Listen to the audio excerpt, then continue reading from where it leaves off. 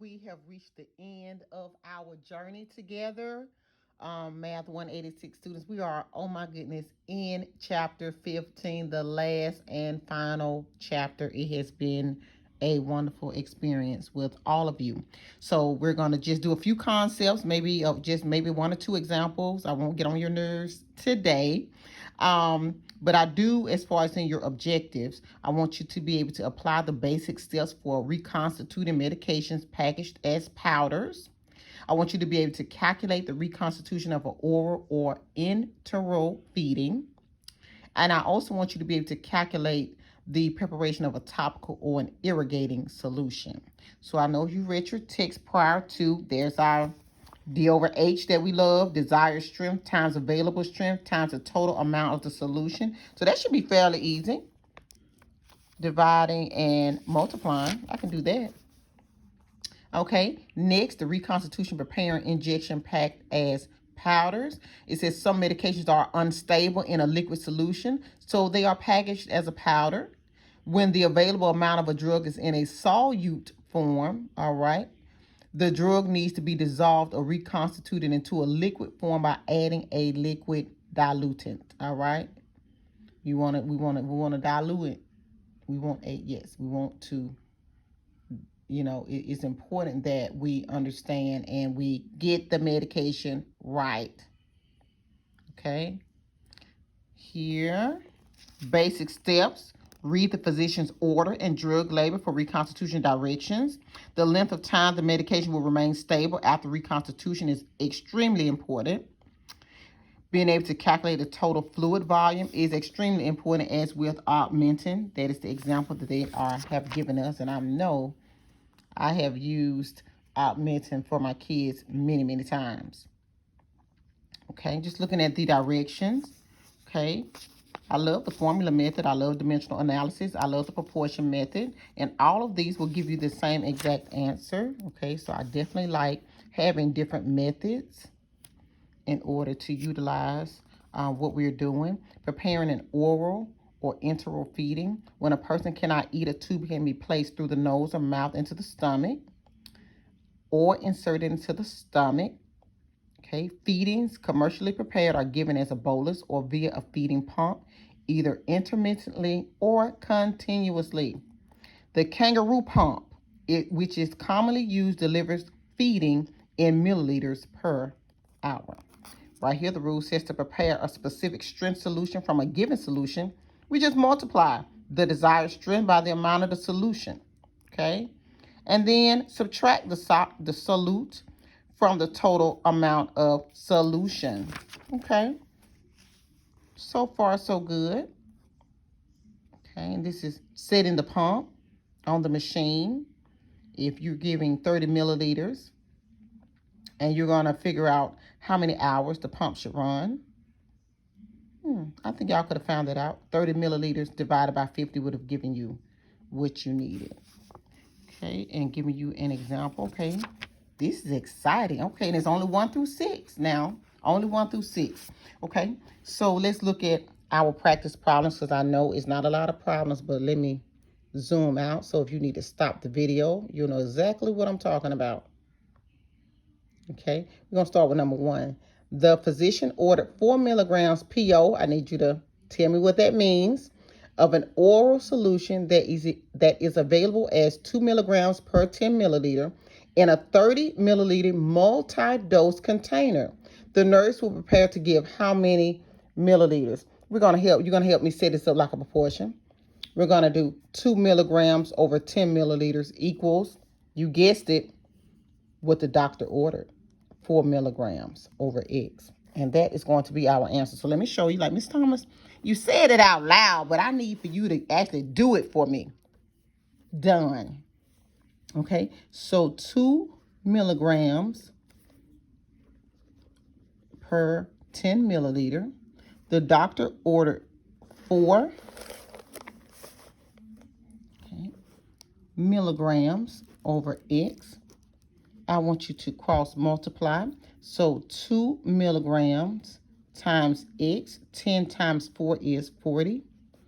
Okay, milligrams per milliliter. We're going to divide both sides by 2 milligrams because we want to isolate the variable. Okay, 40 divided by 2 is 20 milliliters. Ms. Thomas, that's it? That whole problem?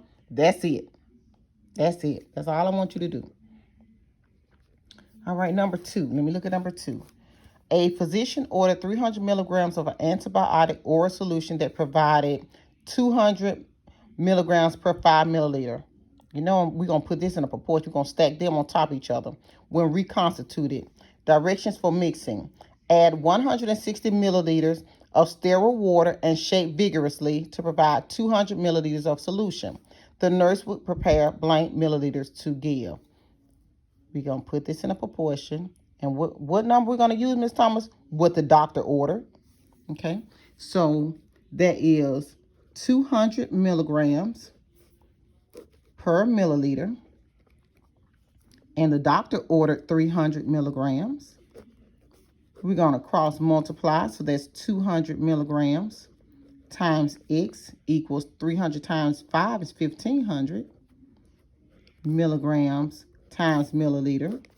I want you to help me isolate the variable by getting rid of 200 milligrams on both sides here and dividing. What do we say? 1,500 divided by 200. 7.5 milliliters. Ms. Thomas, can you give me something else? Well, let me look. All of them are the same. I'm looking. Well, Ms. Thomas, do number 3 because number 3 looked like a paragraph. Okay. All right. A patient was to receive 500 milligrams of a medication that is available as a powder for oral suspension. Directions for reconstitution require tapping the bottle to loosen the powder, adding half of the 63 milliliters of sterile water, shaking the bottle to mix, and then adding the remaining water, 31 milliliters, to complete the suspension of 100 milliliters. When reconstituted, the vial concentration will yield, we're going to set this up like a proportion. Well, Ms. Thomas, what we going to plug in? What the patient was supposed to get, what the doctor ordered. All of this is extra. You don't need it. Okay, you don't need it. It's telling you once you get them in, because it's only asking how much of the milliliters they should prepare. Then you're going to mix it up and reconstitute it. Okay, so don't be afraid. It's a paragraph, but you're still doing 2 steps. Okay. So, Ms. Thomas, I don't need to use all of those numbers. No, ma'am. No, sir. You don't need to use all of those numbers. You're not going to make this hard because you got it. Okay. And then the doctor ordered 500 milligrams for the patient.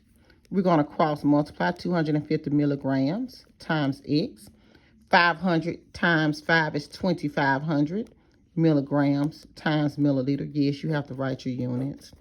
Divide both sides by 250 milligrams.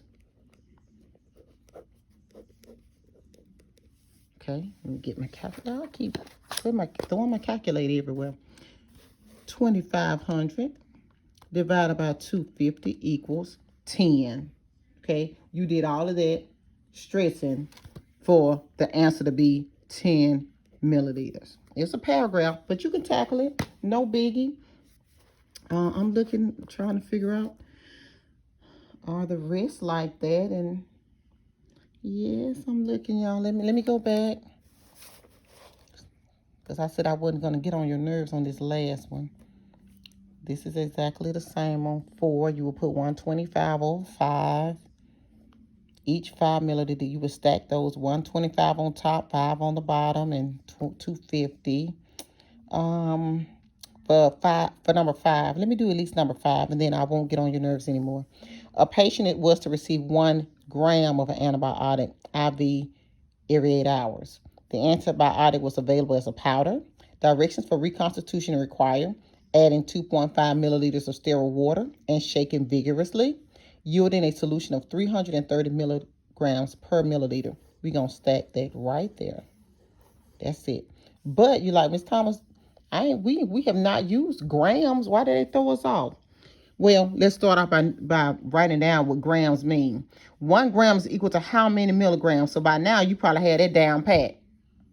1,000 milligrams. Okay, so I still want you to stack.